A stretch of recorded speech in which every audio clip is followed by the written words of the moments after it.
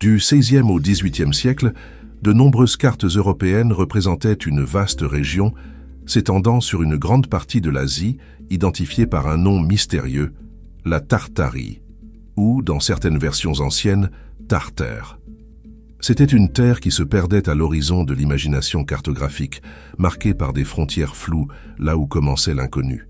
Pendant plus de 200 ans, elle figura aux côtés de royaumes et d'empires bien réels, comme si elle faisait partie de la géographie incontestable du monde. Mais, de manière curieuse, au fil du XIXe siècle, le nom disparut simplement. Il fut retiré des atlas, des encyclopédies et des registres historiques, comme s'il n'avait jamais existé. Parmi les cartes qui ont conservé ce nom, il existe un exemplaire datant de 1624 qui attire particulièrement l'attention. Il fut intitulé « Lieux d'Orient apparaissant dans les Saintes Écritures, les martyrologes et d'autres histoires ». Sur cette carte figurent les routes bibliques d'Abraham, les pèlerinages des enfants d'Israël et même les pyramides d'Égypte.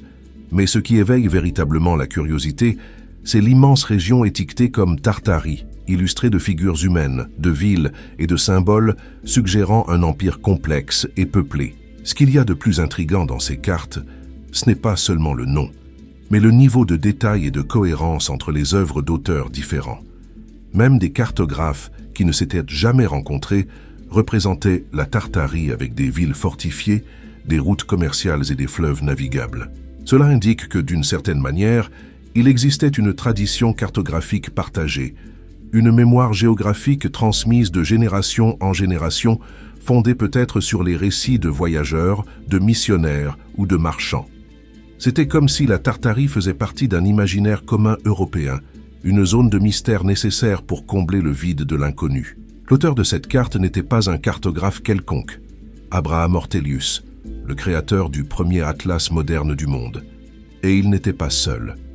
D'autres grands noms de la cartographie, tels que Gerardus Mercator et Johannes Bleu, mentionnèrent également la Tartarie dans leurs œuvres, avec une telle certitude qu'il devient difficile de croire qu'il s'agissait d'une simple erreur ou d'un mythe géographique. Mais alors surgit la grande question. Où est passée la Tartarie? Qui étaient ses habitants? Et plus intriguant encore, serait-il possible que les cartes anciennes aient enregistré les vestiges d'un empire perdu, effacé de l'histoire officielle? C'est ici que le mystère commence. Historiquement, le terme « tartare » fut employé pour désigner les peuples nomades du plateau mongol. Avec le temps, le nom fut appliqué à divers groupes des steppes, et après l'émergence de l'empire mongol, il s'étendit encore davantage, devenant presque synonyme de Mongols en Occident. L'origine de la confusion remonte au début du XIIIe siècle. Lorsque les armées mongoles commencèrent leur campagne de conquête vers l'ouest, les Européens entendirent parler d'un peuple féroce et presque surnaturel, connu sous le nom de Tatars. La sonorité du mot se mêla à celle du latin Tartarus, l'abîme infernal de la mythologie grecque. Cette association sombre fit que les envahisseurs de l'Est furent aperçus non seulement comme des guerriers impitoyables, mais aussi comme des forces démoniaques venues tout droit de l'enfer. La diabolisation des Tatars n'était pas seulement le fruit d'une peur militaire, mais aussi une réaction psychologique collective face à l'effondrement du monde médiéval européen. Les chroniques décrivaient des villes entières rasées en quelques jours, des armées surgissant de nulle part et disparaissant comme des tempêtes. Pour une Europe encore profondément religieuse, la seule explication plausible était spirituelle. Ces hommes venaient du Tartare, l'abîme où furent précipités les anges déchus. Cette terreur mystique façonna pendant des siècles l'image des peuples des steppes, les marquant comme des émissaires du jugement divin. Curieusement, au début des expansions mongoles, l'Europe chrétienne nourrissait un espoir tout à fait opposé. Beaucoup croyaient que les Mongols pouvaient être des alliés divins, envoyés par Dieu pour aider les chrétiens dans les croisades. Cette croyance se fondait sur d'anciennes légendes à propos du mystérieux prêtre Jean, un roi chrétien qui, selon les récits, régnait sur un empire fabuleux dans quelques contrées lointaines d'Orient. Mais l'illusion se dissipa rapidement. En 1257, un évêque hongrois écrivit à l'évêque de Paris pour relater ce qu'il avait entendu à propos de ces Tatars. Il décrivait un peuple sans foi ni pitié, se croyant destiné à conquérir le monde à pied. Selon le témoignage, c'étaient des archers imbattables, aux corps longs et aux jambes courtes, capable de dévaster des nations entières. Les enfants survivant aux invasions étaient marqués au visage du sceau du roi des rois, symbole d'une domination absolue. Ces récits répandirent la terreur à travers l'Europe chrétienne. À partir de là, l'image des Tartares se fondit dans le concept de châtiment divin. Ils furent perçus comme des instruments de la colère de Dieu, envoyés pour punir les péchés de l'Occident. Ainsi, le nom Tartare se transforma en Tartare, le même nom que l'enfer grec, renforçant l'idée que les Mongols étaient presque des créatures infernales. Au fil des siècles, la signification continua d'évoluer. Après la fondation de la Horde d'Or, vers le milieu du XIIIe siècle, les souverains mongols commencèrent à contrôler un vaste territoire s'étendant de la Sibérie à l'Europe orientale. L'Empire réunissait une grande diversité de peuples, turcs, tartares, slaves et bien d'autres ethnies, formant une mosaïque culturelle et linguistique défiant toute classification simple. Avec le temps, les souverains mongols eux-mêmes adoptèrent les langues et les coutumes turques, rendant l'Empire de plus en plus métissé. Le terme « tartare », qui désignait auparavant uniquement les conquérants de l'Est, commença à être utilisé pour désigner tous les peuples soumis à la Horde d'Or. Lorsque l'Empire entra en déclin, le nom Tartarie resta en arrière, se transformant en un souvenir cartographique d'un territoire qui n'existait plus comme unité politique, mais qui occupait encore l'imaginaire des Européens. Ainsi, le nom de Tartarie survécut non seulement comme un repère géographique, mais aussi comme un symbole de mystère. Dans les siècles suivants, notamment avec l'avancée de la cartographie scientifique et la redéfinition des frontières asiatiques, le terme fut progressivement remplacé par des noms de régions plus spécifiques, comme la Sibérie, la Mongolie, la Mandchourie et le Kazakhstan. Cependant, la disparition du nom fit naître de nouvelles questions. Pourquoi une région si constamment représentée pendant des siècles avait-elle simplement cessé d'exister sur les cartes? Les anciens cartographes se seraient-ils trompés pendant si longtemps? Ou y aurait-il eu une tentative délibérée d'effacer quelque chose? Un empire, une culture, une civilisation que l'histoire aurait préféré oublier? Certains historiens modernes suggèrent que la disparition du nom Tartarie des registres ne fut pas un simple hasard, mais faisait partie d'un processus plus vaste de reconfiguration du savoir géographique. Au XIXe siècle, l'Europe redéfinissait sa propre narration coloniale et scientifique, et les territoires vagues, pleins d'incertitudes, devaient être remplacés par des frontières précises, utiles à l'expansion impériale. Ainsi, le terme Tartarie devint un vestige gênant d'une ère de mystère, un rappel inconfortable de tout ce que le monde échappait encore à la compréhension humaine. À l'époque moderne, ces questions ressurgirent avec force. Apparurent des théories suggérant que la Tartarie n'était pas seulement une désignation géographique, mais le nom d'une civilisation mondiale, technologiquement avancée, qui aurait été effacée de l'histoire après un cataclysme. Mais avant de plonger dans ces théories, il faut comprendre comment un nom si ancien et si répandu a pu disparaître, et ce que l'histoire conventionnelle en dit réellement. Après l'effondrement de la Horde d'Or, au XVe siècle, l'héritage mongol se fragmenta en plusieurs khanates, royaumes successeurs apparus dans les steppes d'Eurasie.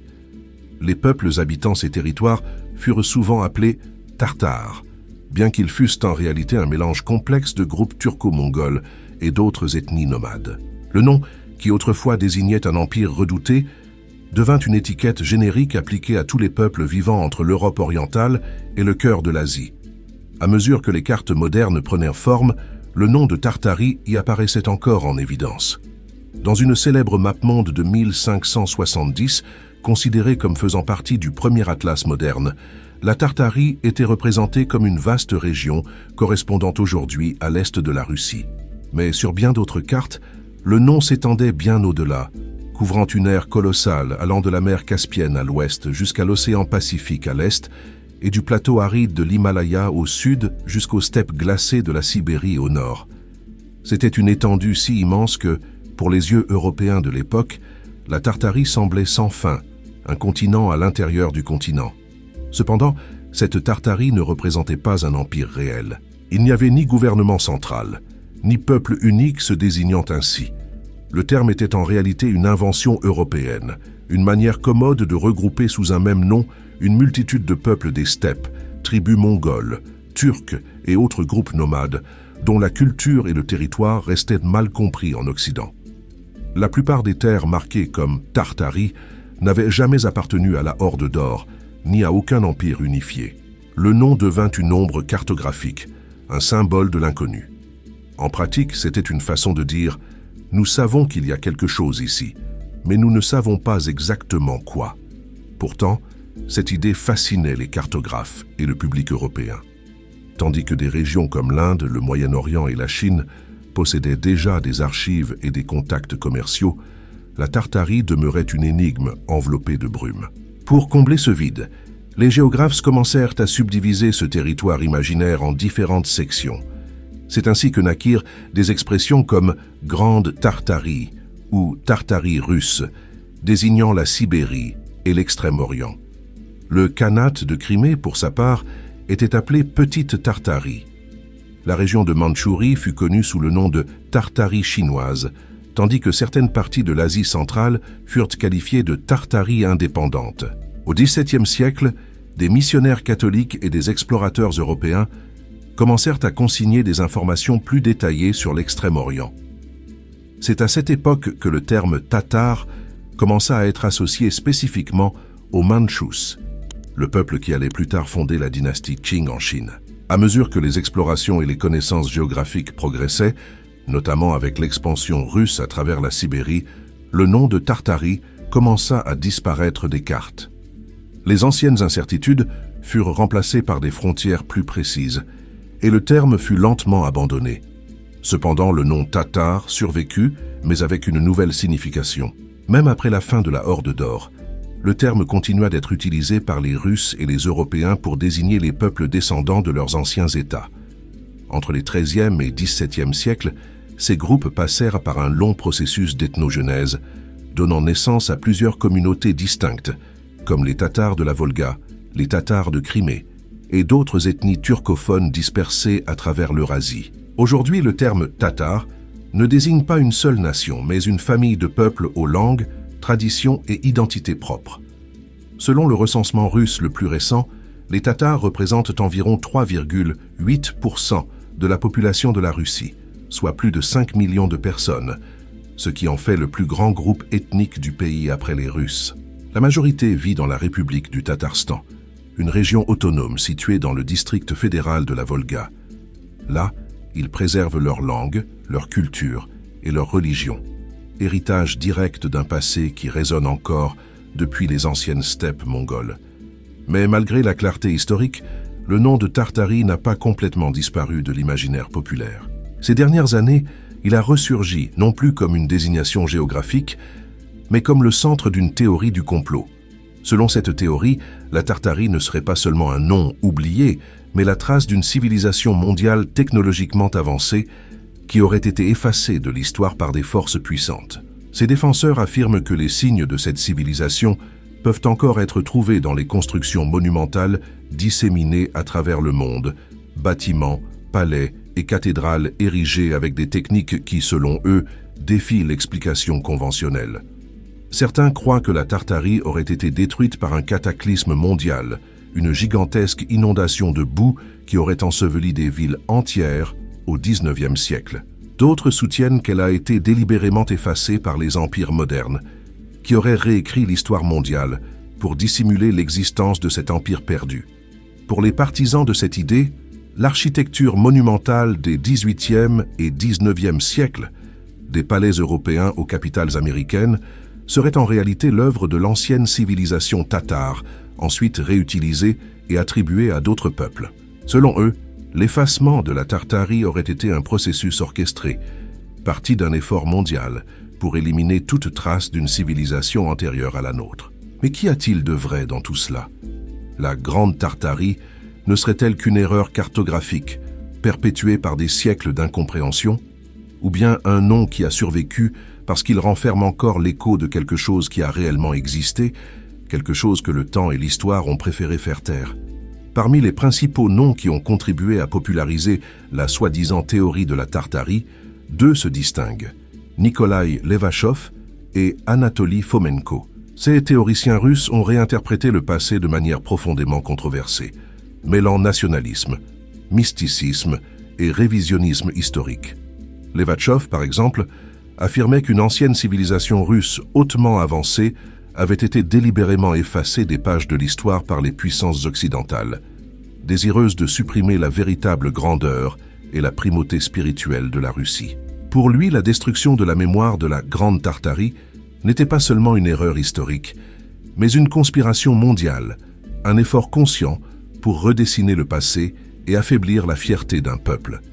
Déjà Fomenko, mathématicien et académicien, fut le créateur de la soi-disant nouvelle chronologie, une théorie qui réécrit complètement la ligne du temps de l'histoire mondiale. Selon lui, bon nombre des événements et civilisations que nous croyons anciens, y compris Rome, la Grèce et l'Égypte elle-même, seraient en réalité des inventions beaucoup plus récentes, créées afin de dissimuler le véritable rôle de la Russie comme berceau de la civilisation humaine.